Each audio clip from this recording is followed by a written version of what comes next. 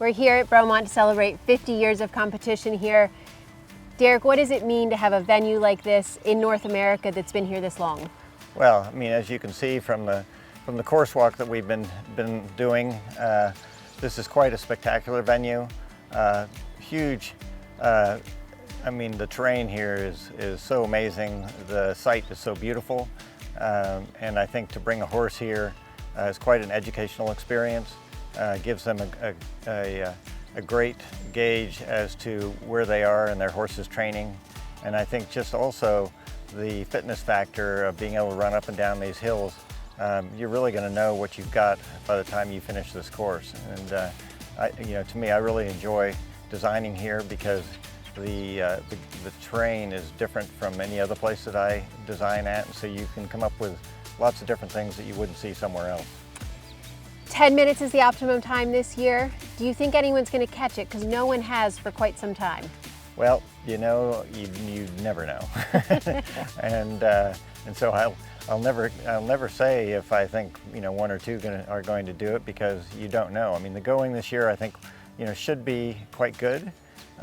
So we'll see. And I haven't really looked to see how many speed horses we have going around here, but we get people close, but it's been quite difficult in the past few years to get the time.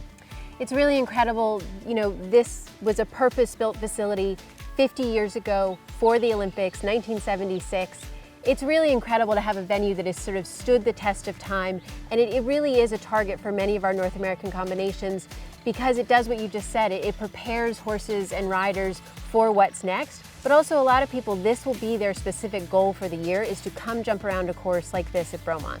Oh no, I mean that's very true, and I think that we can't forget that 50 years, you think about Sue Ockenden, and it's been her mission here to provide sport at this venue to do exactly that, to be able to give horses, riders, officials a place to come, to be able to enjoy this venue, to be able to educate horses, and educate riders, educate officials, and I think without Sue, this would not happen. And so I think we all have to make sure that we understand that she is sort of the backbone behind this event. There's no doubt about that. I mean, I think, as Derek just said, we would be lost without Sue Ockenden. We're delighted that people have come up this year. We're going to take a look around the course, see what Derek has set out for the horse and rider combinations, and we'll see if anyone can make the time.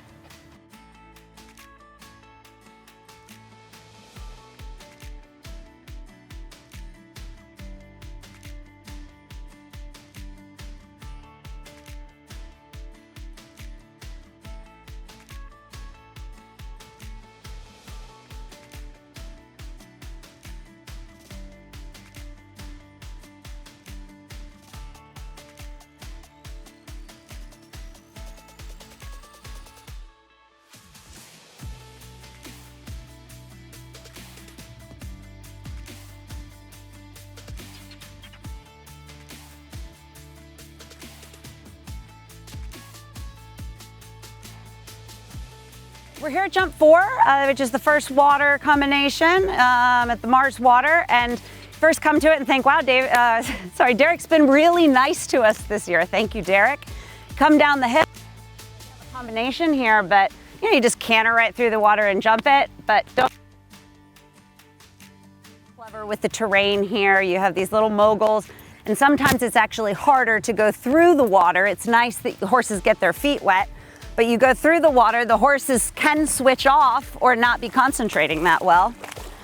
And then as the rider, you have to make sure you have them on your aids, and you have this lip of the water, which is very calculated in terms of how it's measured to this wedge. We'll say it was very nice. It isn't the narrowest wedge we've seen, but again, something like this that seems so easy actually can catch you out very early in the course. He does give you a black flag option, which I don't think you'd see many take here unless something went wrong. But usually you end up thinking like the lip of the water is going to be a little bit of a placing rail, and one stride till you get to number 4.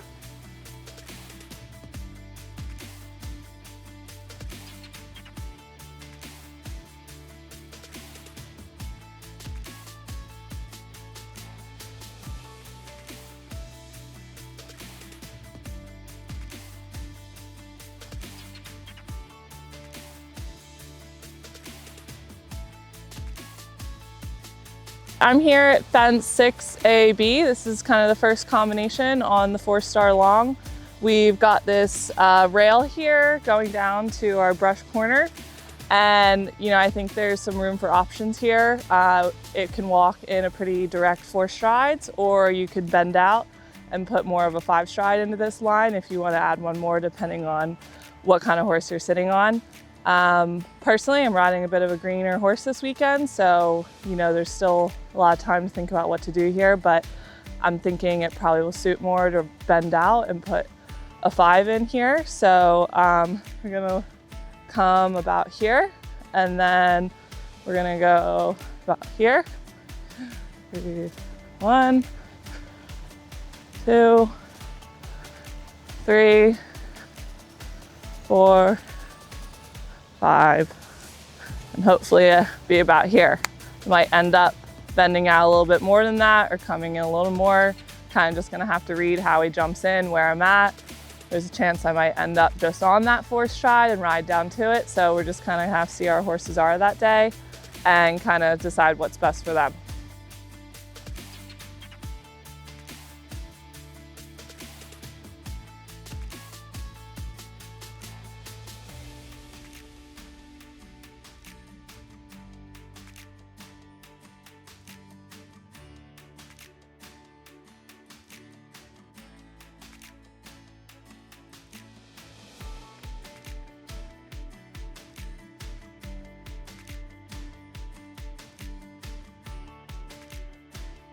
So we're here at the 4-star long combination and 4 short actually, number 8, so fairly early on in the course. What's nice is you have this quite steep hill coming up to it and the turn, so that will help you balance your horse up without having to use your reins a lot. And you want to make sure you have this short bouncy canter and the horse is taking you forward in that canter. And I would aim for slightly right of center, and then straight 1 stride over the ditch, and then open your left rein and contain the right side and get your eye on the high part of the hedge.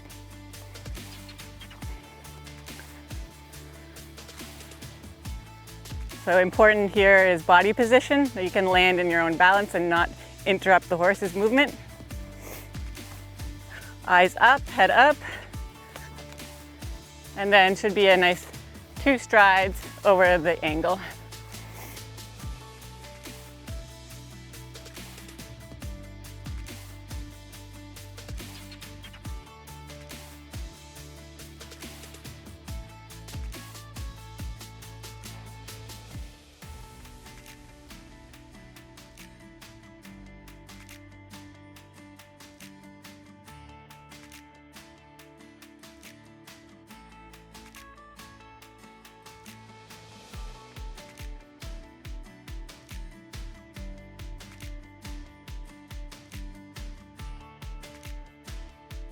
So here we are at fence 10AB 11. You've just come up from a great big ditch and wall through the trees, and then you're at about 3 minutes on the course here. So the horses are feeling great. They're still full of running. You're really into the meat of the course here. So you got this big wide table here to get us in to what's going to be 4 strides to this double of boathouses that, yes, it's numbered separately, so he's giving you an option to split the angles, right? So you can jump them as individuals, but really the intention that we have is to do 4 strides and then a 1 stride on the angle. So 2, 1, 2, 3, 1, 2, 3, 2, 2, 3, 3, 2, 3, 4. So it's a good 4, but easily you could make it too short if you end up on the inside line there, and then that'll make this 1 very long for the horses. So you'd like to stay a little left to right over that table so you can be a sweeping forward 4.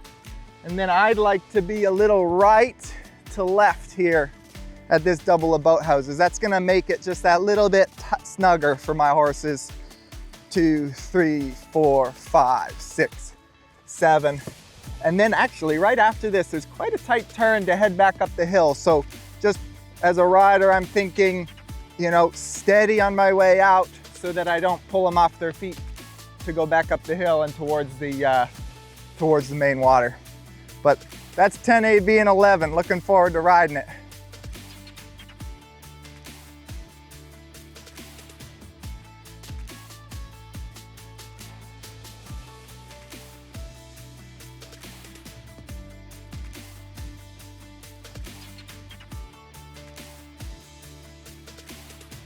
This is minute 3 of the course. And the horses have had a chance to come through this water once, but you're gonna jump. They take quite a big jump through here sometimes, and you'll see a few different numbers, but everybody at this point knows where the horse is at this part of the course. So I'm gonna do a little bending line here, and I've walked 1 stride so far.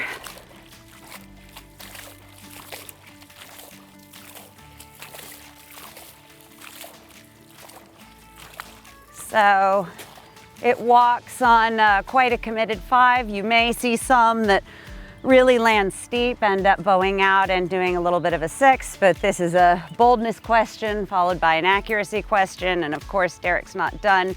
You then have a nice curving, what appears to be 3 strides to this corner, and if you chicken out, you end up adding a lot of time penalties going all the way long. So hopefully you've made this quite easy and direct, but if you have a glance off here or you end up having to go to your plan B or C, you do have an option to go long and around, but that means you're gonna pull out to the left, turn yourself all the way back around, jumping this wedge, coming back towards where you came, and then you have to hook around. Not only does it add a lot of time to your course, it takes a lot more out of the horse in the end of the day.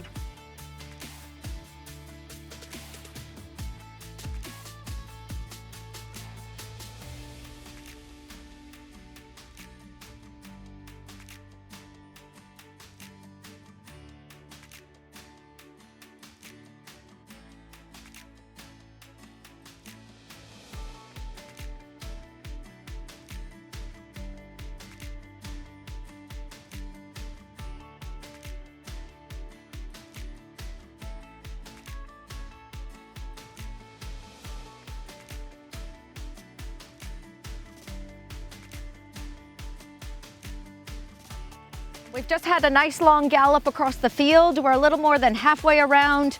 We've already done a fair bit of stuff, so you should really know where your horses are at, whether you're having to, say, woo, easy, because they're really keen, or, oh no, you're okay, because they're a little backed off, or they're perfect, and you're just enjoying the ride, and that's what we all hope. And so to me, this is a little bit like slalom skiing down here. You've got a nice rail landing on ground that's going away a bit, a turn down a hill to 2 skinnies. So it is kind of like slalom skiing, except instead of you want to go right over the jumps, not around them, is our goal. So this is placed so nicely, and it's very inviting. It leans away from the horses, encouraging a good jump. We have a responsibility as riders just to sit up and make sure the horses know where they're going. They love going in between flags. They love knowing what flags you want them to go in. So that's our job, by using your eyes and your position. So we walk a distance. This is, I believe, will be a nice 6. But again, the most important thing is maintain rhythm. Maintain your good posture. Make sure your horses understand and see. In between the flags, in between the flags. Each horse has a unique stride, so each rider will know what their horse might need. Again, it's just look up, keep good posture, support with your leg. Your leg is like a security blanket for the horse. It wraps around them and gives them the courage. And then here, it's a nice open distance. So you get to just, you get to sit up and keep this. They have a lot of momentum going down the hill, and you get to keep it. And you're just looking up in between these flags, and you keep your position back and brush. Such a great thing, because you can really ride at it, and it's a pretty big brush, and we love that. So you're looking up, the beautiful Bromont sign in the background. Should be a nice 4 strides, no fuss, no muss, and off you go to your next with no time wasted. Give them a pat, good job, and there you go. Okay, and on the off chance that something goes wrong here, you might have a funny jump there, maybe you lose your balance a little bit, we do have an option. You don't have to go down to this. You can whip around and do a slightly smaller version of this jump over here. You would do that only if you needed a little bit more time, something went slightly amiss there, and you just knew this wasn't gonna happen. You can just go around, hop over that. It does waste time, and then you have to turn around and go back that way again. But it does ensure, again, if you have something awkward happening there, there's a way to get your horse through this successfully and easily.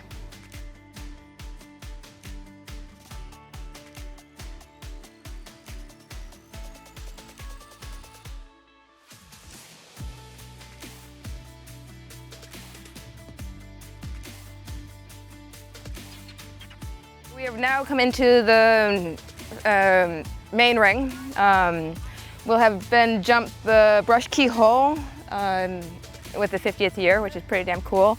We're going to come around and line up this lovely corner, which is 18A, 18B. It's on a bending stride. I'll probably hopefully do it in a 3. I won't really line it up per se. I'll jump this aiming with this lovely bush nice and square so that I'll land square without tipping myself, and I'll land straight so I don't take an inside turn, outside turn. Give myself another second to think about it, and I'll land and we'll walk 1, 2, 3, 4, 5, 6, 7, 8, 9, 10, 11, 12, 13, 14, 15, 16. So that is 3 strides. It is open, so you want to land and kind of move, but not flat, connected into the bridle. And I'll land again using this lovely bush as my takeoff to jump through. Land, and then hopefully as quick as I can get away and out of the ring and continue on.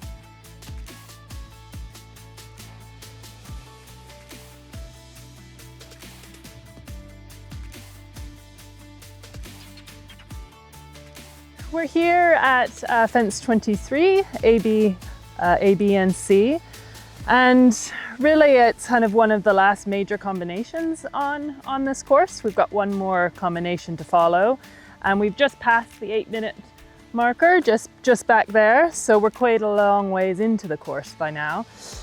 And so really the riders are just gonna have to really feel how their horses are feeling at this point on the course. This is a big enough rail. It's got a ditch in front with a bit of water in here, and really you would hope by this point the horses don't so much notice that. And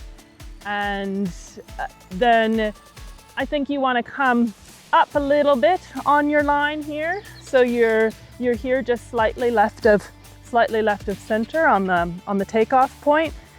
But really it's about knowing your horse's stride pattern, I think, at this point, to make the distance in here suit at this point in the course. So I'll just walk the distance between this, and then we're heading down to a left-handed corner.